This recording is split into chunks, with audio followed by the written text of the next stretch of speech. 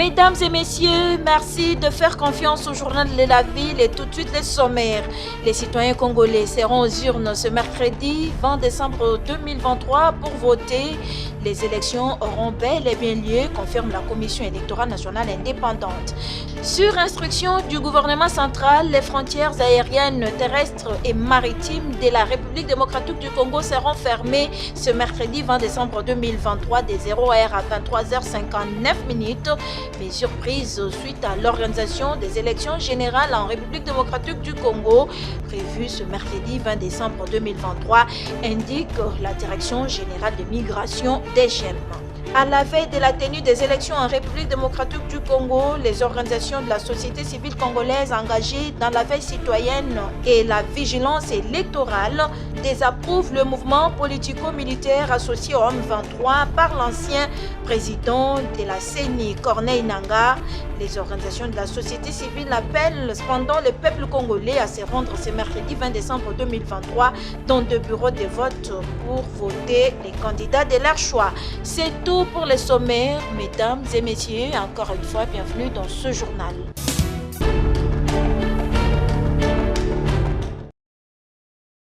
À un jour de la tenue des élections présidentielles, législatives, nationales, provinciales et communales en République démocratique du Congo, Joseph Ngoyi Wangoyi, philanthrope et ancien candidat déclaré à cette présidentielle, fait une entrée remarquable avec son dernier ouvrage intitulé Proposition Joseph Ngoyi, PGTP 1+25 et PHTP. Ces livres imprégnés de préoccupations pour l'avenir de la nation explorent des voies inédites pour sortir les pays dans la crise politique actuelle.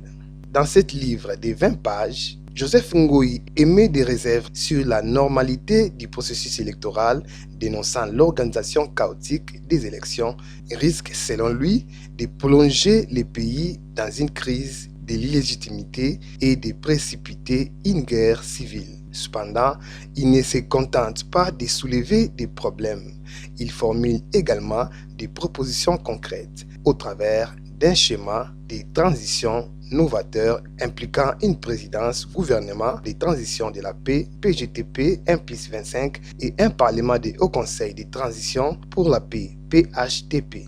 Lors d'une interview exclusive accordée à la chaîne de télévision C24+, le lundi 18 décembre dernier, cet homme politique engagé vivant à l'étranger explique l'essentiel de son livre, soulignant les besoins pressants de sortir le pays de la crise. Il révèle que sa proposition vise à créer les conditions nécessaires pour ouvrir une nouvelle page de l'histoire de la RDC. Répondant aux aspirations légitimes du peuple congolais, il demande également la suspension et la démission immédiate des institutions publiques actuelles avant le 20 décembre 2023, conformément aux exigences populaires.